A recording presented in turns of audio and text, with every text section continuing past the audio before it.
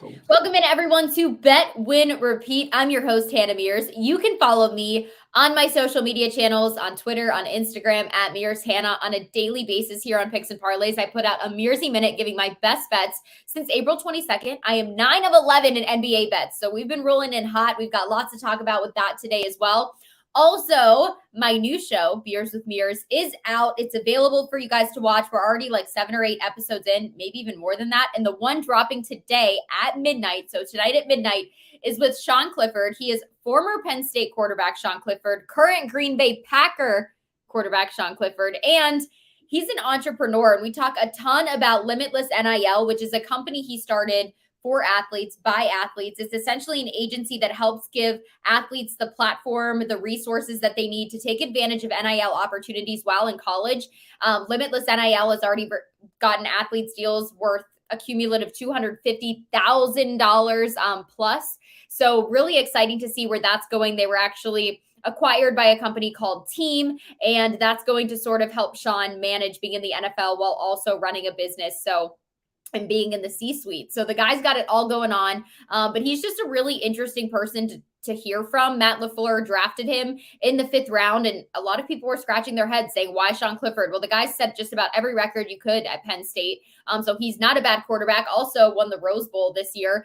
But on top of that, Matt LaFleur talks a lot about the intelligence that Sean Clifford showed. And Matt LaFleur is somebody who for the past 2 years has been in a quarterback room with Aaron Rodgers. So if he's saying that he knows, can see what a quarterback's mind is like, then that's a huge compliment to Sean Clifford. Excited to see what he can do in Green Bay. If anything on the football field, just know that Sean Clifford is a successful human. He's already going to be making millions off of the company he started. So you're going to want to tune into that Beers with Mears. That was very interesting. Also, we have a promo out already over on my Instagram for Beers with Mears. He was joking all about the fact that his draft room everyone was making fun of was basically just a giant room with yellow walls. Projected on a wall was the TV screen. He explains a little bit more about that. So check out Beers with Mears airing tonight at midnight. Also, don't forget to download our new Picks and Parlays app. It's available on all mobile platforms, so make sure you take advantage of downloading that. And we also have a contest update for all of you. So don't forget that over on the Picks and Parlays group page at Facebook, it's the PNP contest page. So over here on Bet Win Repeat, we do a lot of content. Over on Facebook is where the contests are. So contest, get those right. Over on the Facebook page, we do weekly contests, we do monthly contests, and all you've got to do is really give like your best bets. There's certain ones you have to pick from. Let's be honest about you can't pick a team that's like plus whatever or minus whatever being the better team. There is a little bit of a standard there, which Lenny can explain later, but your weekly update $100 prize, these are the people that are still currently in it. So if your name is on here, you are still in it. Congratulations. You've got the ball rolling. You're still up for the weekly update prize. The weekly prize is $100. That's our update for that. That's over on Facebook again.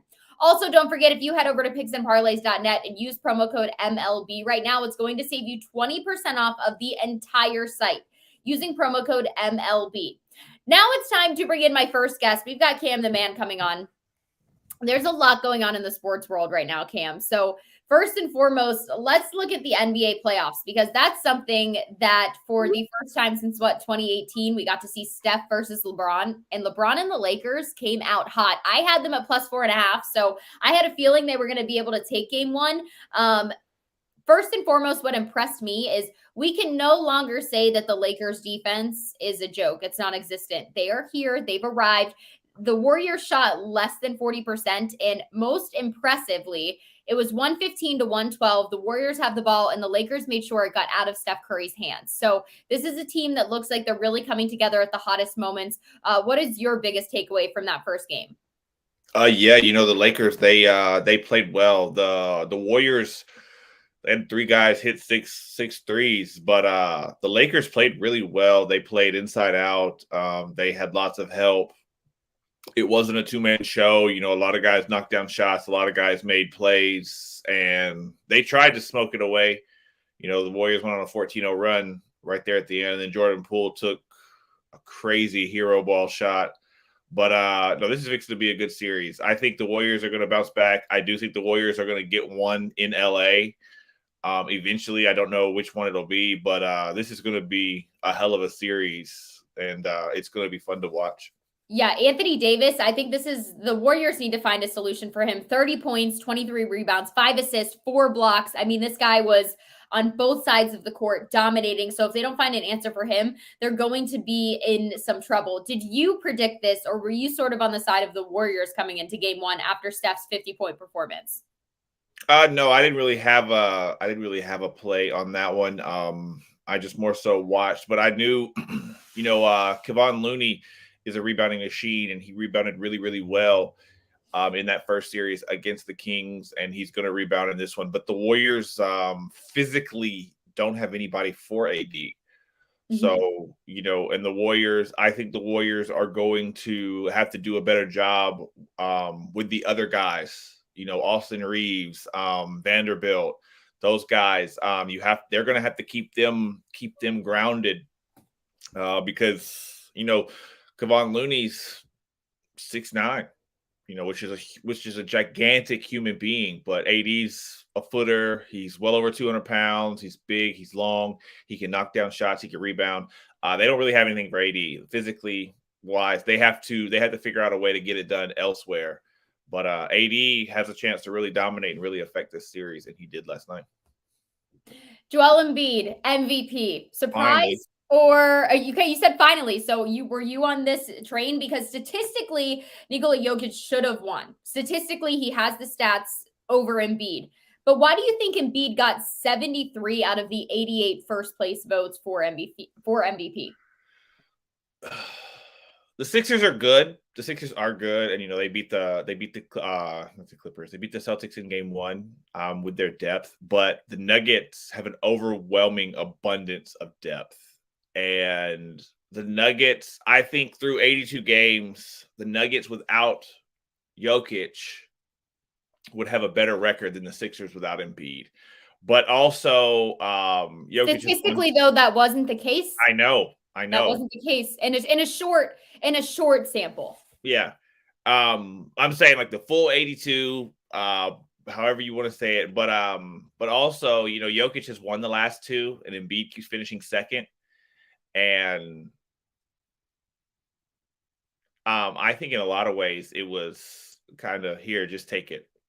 Not here, shut up about it. Here, you can have it. I'm starting to feel that way too. I think because when you look at a guy and you look at the stats, and if this is just based off of the statistics, then it's a no-brainer that it should have been Jokic. But I think at this point it was something like that, where it's like, okay, fine, you've done enough. Your team's really good this year. They're in the playoffs doing well. We'll give it to you. We'll give it to you because we do believe he is the X factor for that team. In a larger sample, like you're saying, is when you look at it. But if they're just going off stats, I have some marks. Yeah. Embiid did win the scoring title again. I will give him that. He is the scoring champ again. But Jokic just does so much. And the way things are going, they potentially could meet in the finals. I don't think they will be in the finals. But if they were to meet in the finals, I really do think Jokic would just put him in a blender. Yeah, Detroit letting Embiid better marketing campaign. Honestly, I feel like it was something it sort of felt like a political race this year in terms of that. So the marketing campaign, that's a good point. And that's to what Cam and I were saying, where it just felt like sort of a here, give it to me, and here you go type of thing. Transitioning into MLB, the Dodgers absolutely crushed the Phillies. Now, I know Bryce Harper hasn't been playing. His return could be sooner than later from the things that I'm reading, but double digits both games. Tell me about the LA Dodgers. You've got an LA hat on there. Yeah, I have an LA hat on. I have a lot of hats. So it's not so much. The hat. Also, just real quick, Bryce played last night. Did he play? Yeah. Okay. Yeah. I was like, I couldn't remember if his return was tomorrow, if I didn't look back at that correctly. So he did play, and they still lost by double digits. Now, is this the Bryce Harper though that we've seen yet? Like, is he back? 0 for 4. Yeah. But the Dodgers are always like this. The Dodgers started the season really, really poorly. A lot of their guys that they've been dependent on, that they've leaned on over the years, Cody Bellinger, Justin Turner, Trey Turner's gone. there's a lot of guys from these smoke show teams that are gone. And it seems like they were trying to having to figure it out, but they still have so much talent. Their farm system is outrageous. They're starting to hit the ball, to say it lightly. They're starting to hit the ball, and they're really, really looking like an issue. But at the very same time, the Phillies, after their great run last year, all the way to the World Series, they haven't looked awesome this year. They're not hitting the ball really well. No. And Bryce can cause a spark, can help them wake up, get them going, whatever, however you want to say it. But they're not hitting the ball well at all. And that makes it hard to win. But yeah, the Dodgers have looked good over the last couple of days. Even if Bryce gets going, 17 runs is a little hard to compete against when that's what the Dodgers are scoring against you. So I think pitching could be the obvious issue for them as well outside of hitting. Lenny saying Cam's an underdog taker. Is that what he said? Undercover Dodgers fan. Okay. He's an undercover Dodgers fan. Well, maybe, but hey, he's got lots of good opinions on that. I was busy watching Tampa Bay and the Buccos, obviously. Everyone was really interested to see how the Pirates were going to do against a team that's been pretty much undisputed, maybe the number one in the league right now. And they battled for the most part. They really did. They unfortunately ended up losing that game by a few runs, but I don't think anyone expected the Pittsburgh Pirates to go in and blow it away. I don't think they expected to get blown out either, but I was just happy it was a closer game, especially for through 5 innings, tied, as what I was excited about. So what is your opinion as you see a team like the Pirates, who everybody's waiting to tank, even though I don't think that's going to happen, play a team that was the undisputed number one so far this season? The Pirates have been a crazy moneymaker. They are fantastic. They're fun to watch, and they're one of only 3, maybe 4 teams with 20 wins on the year. So it's been a good time for the Pirates, and I think they've been the most profitable bet. Pirates money line in any way possible is the most profitable bet in baseball right now. Yeah, they're hitting the ball really well, which has been super, super fun to see. So excited about that. But Cam, I know over on picksandparlays.net, if everyone uses promo code MLB right now, it saves them 20% off the entire site. What are some of your bets that you're looking to that you're going to be putting up on the site for everybody? Baseball heavy, and I'm in the NBA playoffs, constantly. So it's those two. I did have my first NHL play of the year. I had the Devils in Game 7 just the other day, but it's baseball and basketball for me heavy right now. We're doing pretty well in both. All right. We'd love to see that. Make sure you check out Cam over there on our Picks and Parlay site. Again, that promo code MLB saves you 20% off the entire site. Follow him on social media as well at IamCam20. Thank you so much, Cam, for stopping by. I appreciate your opinions as always. And now it's time for everybody here on Bet, Win, Repeat. We are going to bring in Mr. Sean Higgs. I saw it. Oh, we got Lenny. Sorry, Ted. We got Sean. We have to bring in Sean. I was just hanging out. I'm like, I know Sean was just hanging out, but I wanted to bring him in because there's a lot of NHL that I need to get your insight on really quick. You're fine.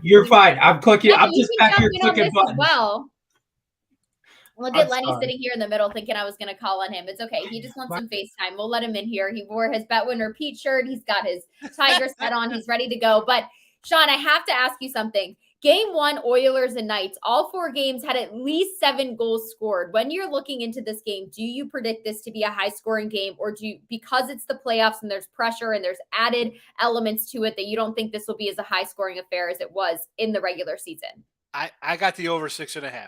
I took the over. Mm-hmm. I think we're going to see goals here. Edmonton, they haven't been over recently, but it's still a team that could light up the light, as I say. What are they called? Yeah, light up the light when right. No, they got the light on the thing, whatever it is. On the goal they have the lamp. Light the lamp. Listen, I'm not Terry Edelman, Mr. Canadian hockey guy here. All I know is that we'll see some scoring here. I like the over 6.5 in that game. Yes. Yeah, definitely. And then game 1, the Devils make it through. The Devils and Hurricanes. I know a lot of the people actually had that I've talked to, some different experts who pay a lot of attention to the NHL, have the Devils in for the Stanley Cup Finals. So the Devils and Hurricanes is going to be an interesting series. They were 2-2 in the regular season. Each had won a game at home, but the home team is 12-4 in the last 16 meetings between these teams. Why I don't love looking at that statistic as a whole is because these are different teams that we're looking at. These are different players every year. So Tell me what you think could happen. Devils, Hurricanes. Are you going to side with the Hurricanes just because they are the home team in this first matchup? Well, you mentioned different players and stuff. It's also, playoffs are a little different kind of breed of animal to it. So you got to look at that kind of a different light. And in this game here, I got to say, man, the Devils, I want to lean to Carolina here in game one, just because out of like game sevens, I want to kind of fade that team off of big kind of wins. But we saw last night that didn't make a difference because those teams were in it to win it, So I as a Jersey guy, I got to lean with my old home team here. I mean, and this is a team I didn't think was going to be that good. I thought the Rangers were going to get them. I'm like, wow, you're up. They got out early on. I'm like, all right, here we go. It was a nice season, but now they're playing better competition. I gotta say, again, my game one lean here would be Carolina, but I think the Devils move on. I have to agree here. I think they move on. Mm-hmm. All right, so you think the Devils are going on? I think that's not a bad bet because I think they just had to get through that first series, and now I think they're really going to come on. So whether or not it's in game one or they get it through, I think at the end of the day, I would agree with you saying the Devils could win this series. It's a low line too, considering. Yeah. It's. All right, something else that I'm really curious about, Sean. I have to get your insight on. All right. With all of the LeBron drama that happened in the previous series, it is now said that Dylan Brooks is not allowed to go back to the Grizzlies. I saw that. Under no circumstances are you coming. Whatsoever. That's like something you say to your kids. Like that's like something my mom said to me. Under no circumstances are you going to do. Under no circumstances can you come back. I don't care if somehow you turn a 360 on us and you become this amazing human. Do you think it's because of the disrespect, like completely solely because of the disrespect that was shown to LeBron James? I don't know. It's anything to do with LeBron James. I think you're going to go out here and act a fool and talk all your crap and you can't come out and say nothing after it. I think, you know what? We don't need this kind of nonsense. Like, at least man up about it and say, he got me, whatever. I mean, you say nothing? Come on. You look like, well, that's just wrong. I also think this is really interesting because this is like the first step for an organization to say, like, I don't care what happens on the court. If you're going to act like this off the court and you can't, this is like the first. They got other problems. They got Morant getting arrested with guns. Right. They're like, you know what? We can't have this kind of. They need to start saving face here. He's not a big enough star, and if he's going to go out and act like this, do you think a team picks him up? Obviously, and who? Oh, I don't know. I mean, the guy averaged like 20 points a game this year. Someone will grab him. Mm-hmm. I mean, he'll get picked up somewhere. I mean, will it be a major, a New York team or a Lakers squad or a Clippers squad? I don't know if it's going to be some kind of marquee area like that, but somebody's going to grab him. Take those points. He'll be by people. I mean, as he should. Like the tough thing is like how even if your team needs somebody, is that the guy you want to grab? Like you're going to go out there and talk all this stuff and then not like. Come on, he was talking the talk, but he wasn't necessarily walking the walk. And you're talking the talk to forget about walking the walk. Like one of I these expect him to score 50 or upset it. You could lose. One guy, no matter how good you are, the team could lose. You got to go out there and just take your lashes in public. Say, all right, you know what? I was wrong. Laugh about it. Make some sort of humor out of a bad situation. Be like, I don't know what to say, man. The guy's awesome. No, you don't say nothing. You just leave. I got nothing to say. It's just a bad look. That's just a person who does that. Save face by saying something about for the LeBron situation. Going back to that, basically saying, "Listen, guys, what else am I supposed to do? The guy's one of the best to ever play the game. I'm going to talk the talk, and then if something happens, it happens. But I'm not going to back down from that smack talk because LeBron talks just as much. Exactly. Like you could get out of it after your team loses, and the guy is a Hall of Famer, one top 2, 1. Maybe think he's the best. The second, he's still a top 3, top 4. He's awesome. The best player of his generate. How do you just not say no? You could come in there and laugh about it and people be like, oh, he got you. And in return, you'd be a friendly, likable kind of guy. No, nothing. Terrible. Instead, under no circumstances are you allowed back into that organization. We'll see where he ends up next. Sean from Midday Money at Mr. Sean Higgs. You can follow him on social media. If everyone heads over to picksandparlays.net, uses promo code MLB and saves themselves 20% off the entire site. What type of bets are they going to be getting from you? Well, I see two things here. I want Detroit landing with his bad boys too. The Pistons, you don't need that headache in Detroit. You guys are terrible as is. You don't need some kind of sideshow. And my guy, Damon, where are you? I had the Lakers last night. I had them with you there, Mr. Hill. What are you doing? I had the Lakers. You know this. Well, I said like the Lakers. I think the Lakers could win this in 7. I had the Lakers too. What's up? I'll have some basketball, some playoff action here in both sports. Of course, and baseball to me is going to take center stage. But with the playoffs here, I am on site side, although less plays on the site than on the midday my show. But 17-4 basketball run with the playoffs, so not too bad with NBA. All right, we love it. I'm 9 for 11, 17-4. Listen, we've got it going on over here on Picks and Parlays. So head over to picksandparlays.net. Thank you so much, Sean, for stopping by. Yeah, you got it. A little bit of a surprise there, so he wasn't even ready, but he crushes it as always. Thanks for stopping by. Back and repeat. Now it's time to bring in the man, the myth, the legend himself, Detroit Lenny. Sorry about me. Listen to that. Early intro into the show, but I feel like I made up for it. Lenny, you have something to tell everybody about, a little something you've got going on called a parlay party. So go ahead and let everybody know what they can do with that. I've been rocking my parlay party for a few months now. Everybody knows that. And I just want to remind you, smack people upside the head, remind y'all that the parlay party's out. It's out now. I've been trying real hard lately to put them out the night before and not do them early in the morning so you guys get some extra viewing on that. But I got a little 3-team parlay. Sean Higgs will love it. It's the over in the Knights game. It's the Astros on the run line, and it's the Baltimore Orioles on the run line. Still got to go over there. Still got to watch the whole damn thing. Still got to hit the like button. Still got to comment. Still got to do what you're supposed to do. Otherwise, I'm not going to do what I'm supposed to do for you. That's all right. Look at that. He's going to do what he's supposed to do for you if you don't do what you're supposed to do for us. Like, subscribe, ring that bell for notifications. Also, Detroit Lenny, I've been begging. I can't wait to get your thoughts. The Detroit Lions, their draft, your overall thoughts. Go. A. Just A. I'll give him a solid. So here's the thing. Even with picking a running back, A. Yep. Here's why. Because he's not just a running back. Bijan Robinson, I think, is potentially a Hall of Famer. Everybody says that when I say this, they all think I'm knocking on Bijan.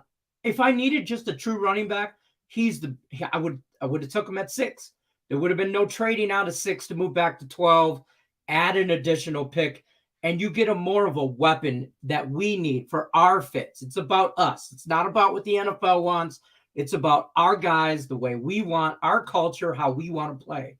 And we want a healthier DeAndre Swift. And honestly, we knew DeAndre Swift was going to be there at the end of this year and more or less make it through the draft.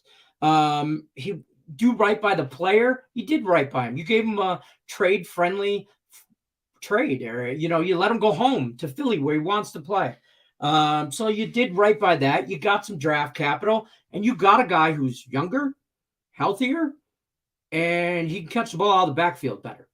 So now I got a weapon at 12. So after day 1, I was like, man, Brad Holmes and Dan Campbell, I don't know what the hell y'all doing. I was a little skeptical, but day 2 put everything in perspective for me. And that's where I saw, you get the big picture, I guess. We talk about that a lot. I'm okay with that. Jack Campbell is going to be the captain of our defense within 2 years. I like that pick. I loved Jack Campbell. Watching Iowa being a Big Ten girl. I thought that was a phenomenal pick for Detroit. Yeah, and you part him right up to Malcolm Rodriguez, rookie last year. 2 young linebackers that could anchor the middle of that field for life. I mean, not for life, but for years to come. Brian Branch, you could put him behind them as a safety. In the offseason, we made moves. That's secondary.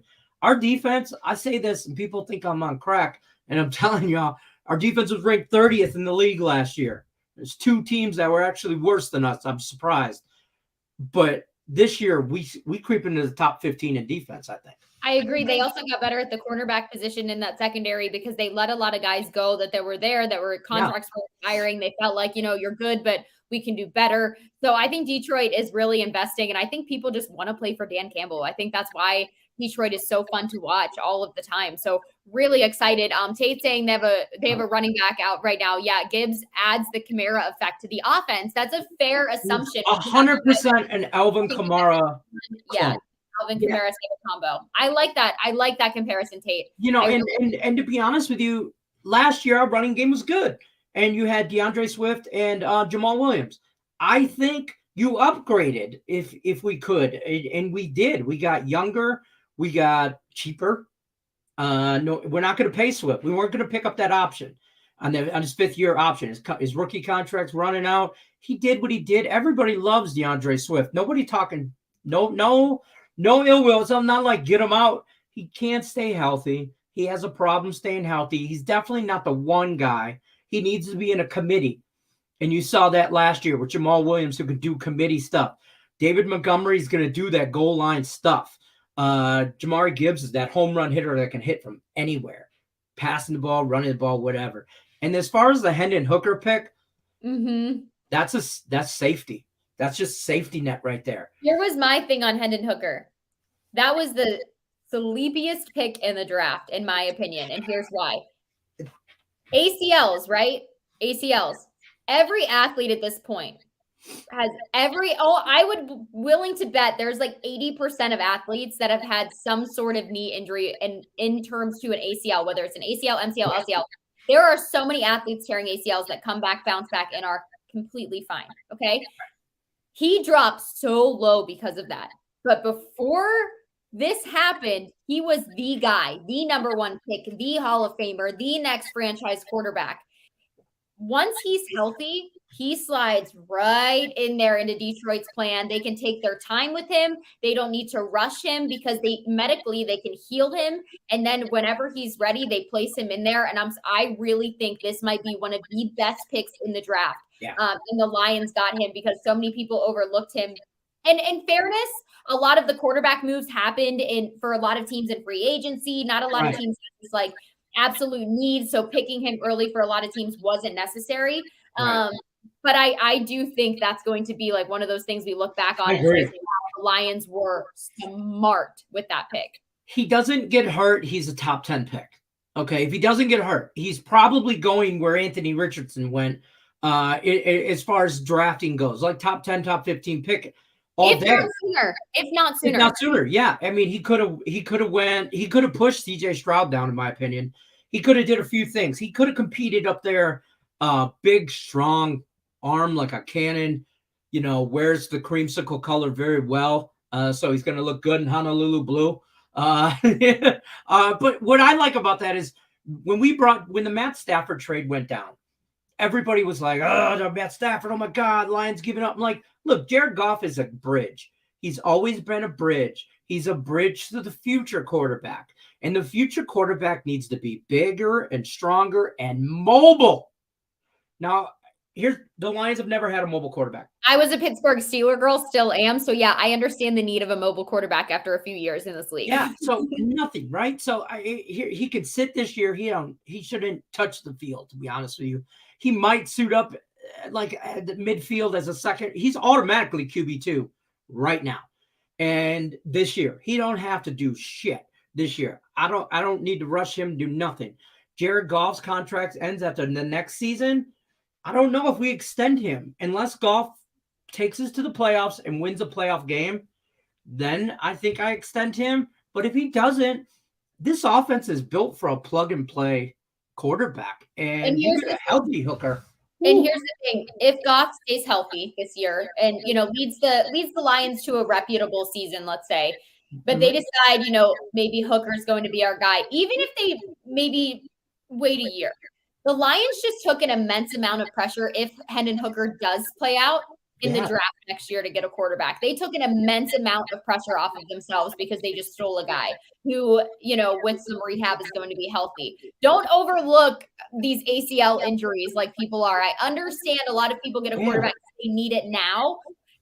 But guys, he's not a now guy. He's not the now guy. Right. He came back from an ACL injury and had the best season and helped the Giants have a respectable season last year. He was the reason. So that's where I will rest my case with that.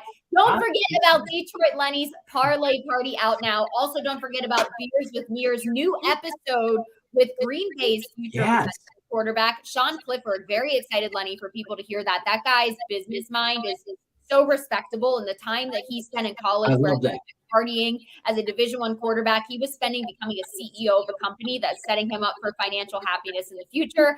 if something would have happened where he didn't play football, but now he's got a nice check coming going into Green Bay. He literally leaves tonight for Green Bay and came on to Beers with me this morning. So really happy that he came on. He's an awesome guy, super supportive friend as well. So check out Beers with Mears tonight at midnight. Don't forget to head over to picksandparlays.net. Use promo code MLB, saves you 20% off the entire site. Like, subscribe, ring the bell for notifications, and make sure to download our new Picks and Parlays app. Until next time, I'm Hannah Mears. That's Detroit Lenny. This is Bet, Win, Repeat, live Monday through Friday, 1 p.m. Eastern.